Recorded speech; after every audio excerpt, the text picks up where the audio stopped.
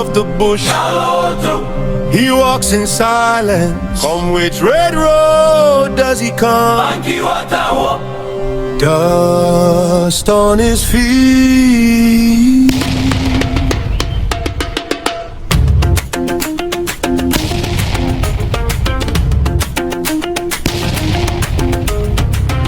Morning smoke on the cooking fire. Small boys tracing his old footprints. Grandmothers whispering by the river. Walk like him, but fear his path. He left home with an empty bowl. Came back carrying stories and me. Laid them down at the meeting tree. Said, share this, I have already eaten.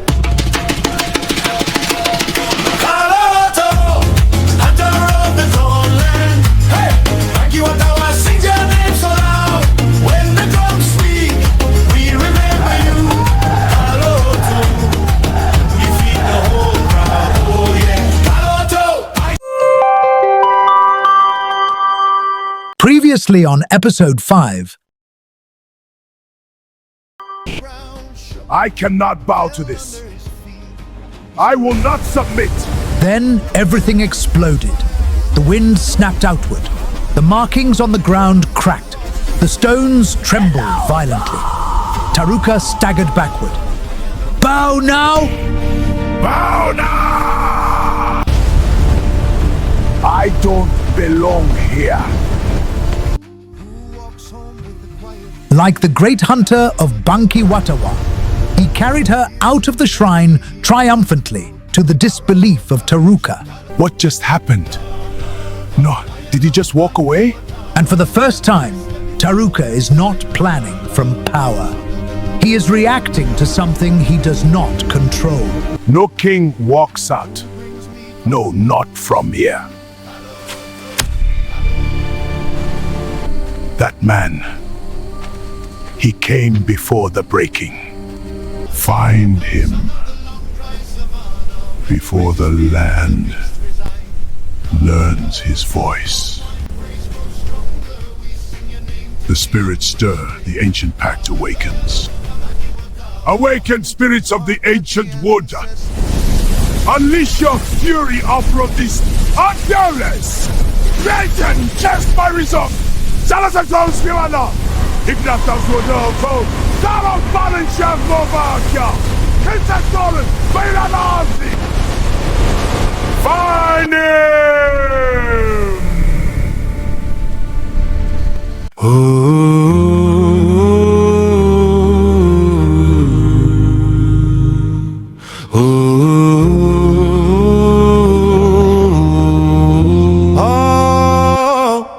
Who is the shadow in the tall grass? Kalootou, who walks quiet where the river. The hunt began before the rain could rest. Taruka's command had gone out into the dark, and the dark had obeyed. They moved through the forest like things that had no flesh, only purpose. No footsteps, no breath, no mercy. Branches did not resist them, and deep inside the sleeping forest, beneath a giant ancient tree, they found him, the stranger. He sat on the ground, his back resting against the massive trunk, still, head lowered, eyes closed, asleep, or so it seemed. For a moment, even the dark forces slowed, because this was not what they expected. No altar, no weapon, no chanting, no defense, just a man, alone in the night, sleeping. The shadows began to close in, slowly, carefully, like wolves, certain the kill had already been given to them. One crept behind the trunk, another stretched low across the ground. A third rose through the roots like smoke from a grave. Closer, closer. Then, a twig snapped. Small, almost nothing, but enough. The stranger's eyes opened instantly. He jerked upright, startled, breathing sharply. His body tensed. For one brief moment, he looked fully human, caught off guard, awakened by danger. He turned quickly and saw them. Shock crossed his face, real shock. He He rose to his feet at once, back to the tree, breathing steadying. His eyes scanned them again, counting, understanding. And then something changed. The shock passed. At once, his face settled, his breathing calmed. The nearest dark form lunged first, fast, violent, certain. But before it could touch him, it struck something invisible in the air and was thrown back with a shriek that tore through the trees. The stranger did not move. Another came from the side, then another from behind, but each one met the same thing. Not a wall, not a weapon, a boundary, unseen, unbreakable. The stranger looked around at them now, and then he said quietly, So he sent you. The shadows recoiled at the sound of his voice. One of them rose taller than the others, twisting, stretching, trying to form a face from darkness. It hissed, Move aside! This land is not yours. The stranger glanced upward through the branches. The forest fell still. Even the insects seemed to disappear. The space around the stranger ignited with force not seen, but felt. A violent wave threw the dark forms backward across the clearing. Some hit the trunks.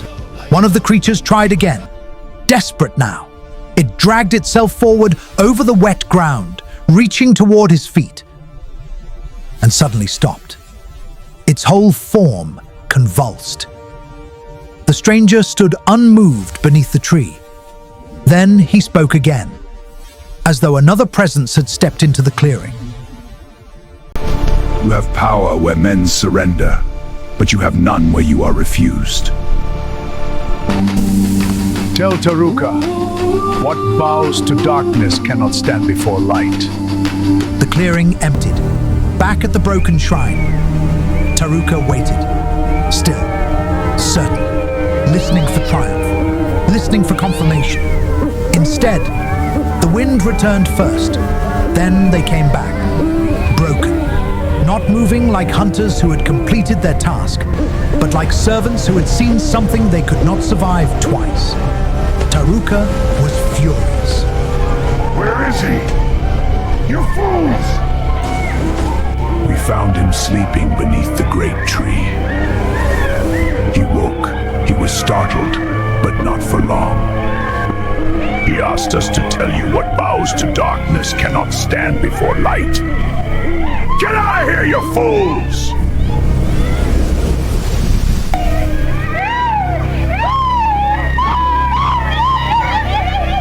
Taruka's jaw tightened. His eyes shifted toward the forest, toward the village, toward the king, toward the stranger.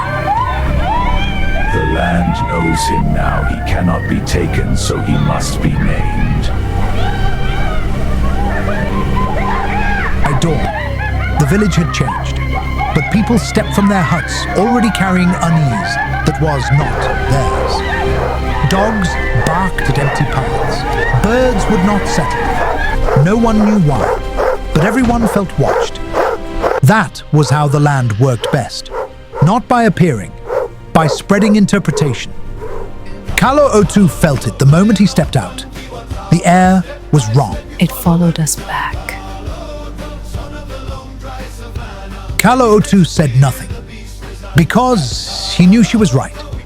Near the council fire, Taruka arrived slowly, not hurried, not defensive, composed, as though he too had spent the night listening. He stood before them in silence, just long enough to make the silence itself useful. There is a presence in the land that the shrine did not call. It entered by night. It walks without permission. It speaks up against what has protected this village for generations. He is talking about that strange man. Where the dry wind roared, eyes like fire, steady, never moved. One clean throw and the earth side soft and the If this stranger is harmless, let him come into the open. Then the strange man appeared. The crowd scattered backward, and then a man dropped to his knees, both hands over his ears, shaking. The ground trembled. Clay cups fell. A roof beam cracked. The entire village froze. The possessed man lifted his head slowly. Eyes rolled white. He walks under another claim. Taruka did not look surprised, but angry. Then he said, So, you come only when the land convulses. This is the troublemaker of our land. What trembles is not always truth, and what refuses to name itself cannot be trusted. Names given by fear are chains. Then stop this!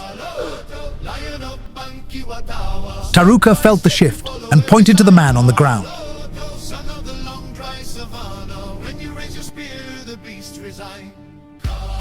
You, Kalo'otou, go and stop it.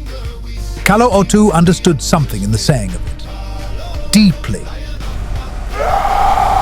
You can't do this. Please don't go. Like the same hidden place inside him that had refused to bow at the shrine was being called awake again. You do not know who hears you. No. But I know you bow to him.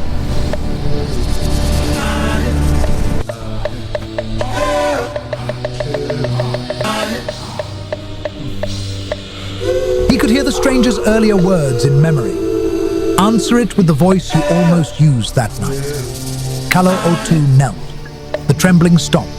The silence after it was unbearable. The man opened his eyes. You like Normal, weak, confused, alive.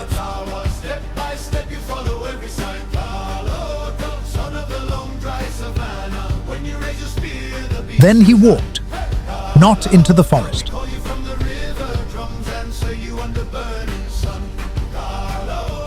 Stop! What do you want from this land? I knew what it was before fear taught it to kneel. For a 7-moon year. Empty chords hanging like forgotten songs. The village broke into noise at once. He caused the trembling! No, you wait. He stopped it! The spirits will punish us! He protected the village! Taruka lifted his hand and the crowd quieted again. And now his strategy changed in real time. Direct fear would not be enough anymore. This village has survived because it remained one body, one memory, one covenant. And our voice from outside asks you to test what held your fathers together. If the king stands with this stranger, then let the king say it before all. This was the trap beneath the trap. I stand against what kills us and calls it protection. Then he has chosen. He breaks the fathers.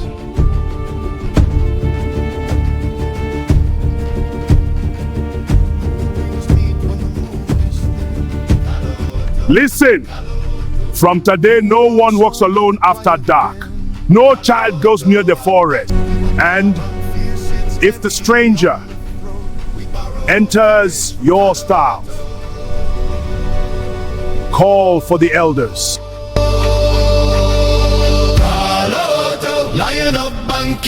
That night, Kalo'otou sat inside his hut with Nara beside him. How were you able to do that? I don't know. That man, he asks me to. Who is that man? And why did he not name himself? Because the moment they name you, they stop hearing you. What do we do now? We take his heart.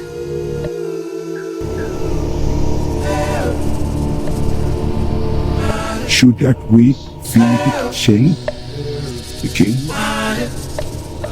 No, we go after Wadalas, his wife. Zaurat Motoskata, Veshanath Domkala, Shugnarath Vakan, Nyalketh Morath, Zalgrath Moraya.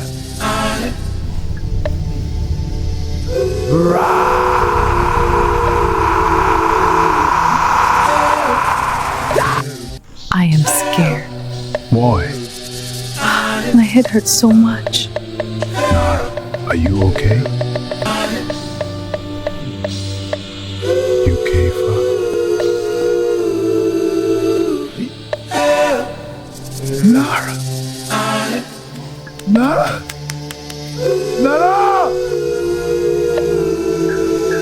Nara. Nara. Nara.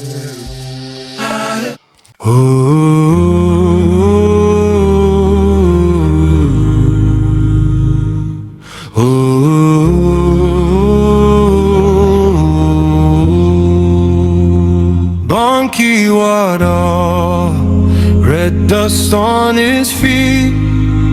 Kalo'otou walking through the drums and heat. 7 kings falling, bones beneath the throne. Crown full of hunger, calling out his name. Crown that could not eat my head. Mama's God has walked ahead. Fire tried to drink my breath. Grace said no, grace said no.